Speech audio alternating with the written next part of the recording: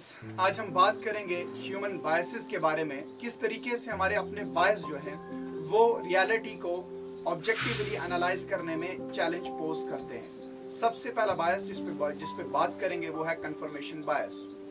Confirmation bias को इस तरीके से समझ सकते हैं कि एक इंसान है, उसने हमें एक नई बात बताई। शायद उसने जो नई बात बताई उसमें वो वर्ड्स थे जो हमें पहले पता थे, और वो वर्ड जब हमने सुने हमें लगा कि ये बात तो हमें पहले ही पता थी। हालांकि उस बंदे ने वो बात बिल्कुल डिफरेंट की, और काफ़ी देर के बाद हमें पता लगा कि वो चीज़ बिल्कुल डिफरेंट थी, हम उसको गलत तरीके से समझ रहे थे। कंफर्मेशन बायस को हम ये समझ सकते हैं कि बेसिकली हम जो एक्सटर्नल इवेंट्स हैं उसको क्या करते हैं, यूज़ करते हैं अपने बिलीफ को रीइंफोर्स करने के लिए। एक और एग्जाम्पल इसको हम ऐसे समझ सकते हैं, अगर एक इंसान एक चीज़ में फेल हो गया, शायद वो किसी और चीज़ की वजह से फेल हुआ हो, मगर वो बोलेगा कि शायद मैं इंटेलिजेंट नहीं था, या जो उसके बिलीफ हैं उसी चीज को वापस बोलेगा और वो उस फेलियर का रीजन ठहराएगा।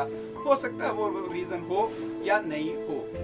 दूसरा जो बायस है जिसके बारे में हम बात करेंगे वो है इरैशनल एस्केलेशन, कि हम एक ही चीज को बार बार करके उससे डिफरेंट आउटकम निकालने की कोशिश करते हैं। एक मिनट के लिए सोचें तो ये चीज बहुत अजीब लगती है, लेकिन अगर हम देखें अपनी पास्ट लाइफ में तो हमने बहुत बार ऐसा किया कि हमारे इंस्टिंक्ट्स इतने हावी हो गए कि हमें लगा शायद इसी चीज को करने से बार बार हमें आउटकम मिलेगा, और हमें बाद में पता लगा कि हम जो है हमारा माइंड हमें ट्रिक कर रहा है और रियलिटी से हम बहुत दूर रहे। तीसरा जो बायस है जिसके बारे में हम बात करेंगे वो है सेल्फ सर्विंग बायस।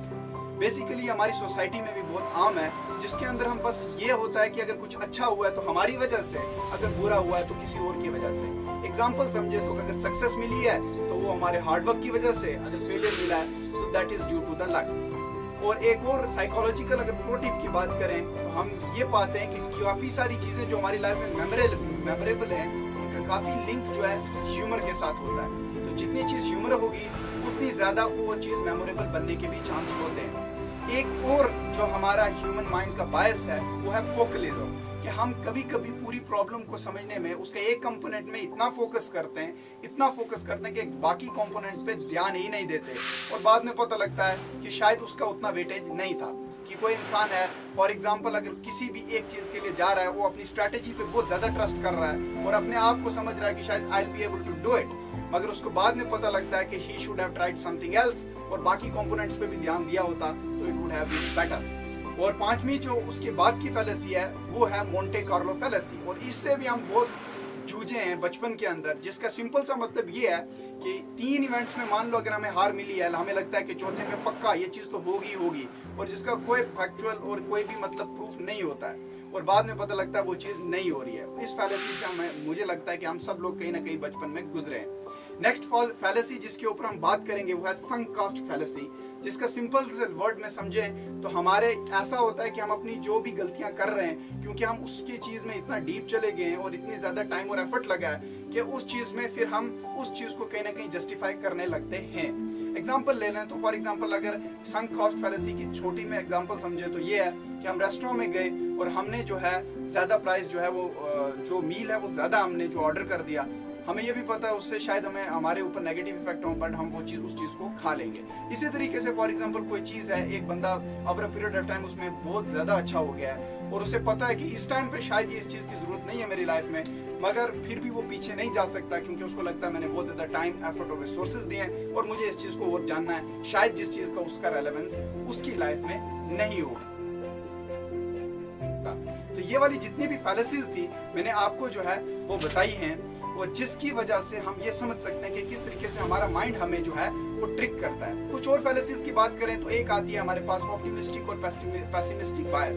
बेसिकली ये है कि ऑप्टिमिस्टिक इंसान जो है हर चीज को पॉजिटिव लाइट में देखने की कोशिश कर रहा है, और पेसिमिस्टिक उसको बहुत ही नेगेटिव सेंस में। अब इन दोनों के साथ इन दोनों जो बायसेस हैं जो हमारे माइंड के, इनके साथ चैलेंज ये है कि जो ऑप्टिमिस्टिक है वो चीज़ों को अंडर एस्टिमेट कर देता है और पेसिमिस्टिक ओवर एस्टिमेट करता है, जिसका सिंपल सा मतलब है रियलिटी से वो दोनों के दोनों जो है वो दूर होते हैं। इसके बाद की एक और फैलेसी देखें तो फ्रीक्वेंसी इल्यूजन भी कहा जाता है उसे, जिसका मतलब है अगर आपको कोई चीज़ पता लगती है तो आपको ये पता लगेगा ये चीज़ आपको हर जगह वो चीज़ दिखने लगेगी। इसको एक और नाम से भी जाना जाता है, बॉर्डर मिनहॉफ फेनोमेना से भी बोला जाता है। तो अगर आप देखेंगे तो आपको पता लगेगा कि जो चीज़ अभी आपने लर्न की, आपको पता लगेगा ये चीज़ तो मेरे एनवायरनमेंट में थी, हर जगह मुझे दिख रही है, तो पहले मुझे क्यों नहीं दिखी। ये भी एक तरह की जो है वो फैलेसी है। फैलेसी को, इन फैलेसीज को समझने का मतलब ये है कि ये जानना कि किस तरीके से हम इन चीज़ों से ट्रिक हो रहे हैं और अपनी जो भी हमारा अचीव है गोल करने से हम जो है किस तरीके से पीछे रह रहे हैं। इस फैलेसीज के बारे में ज़्यादा जानना है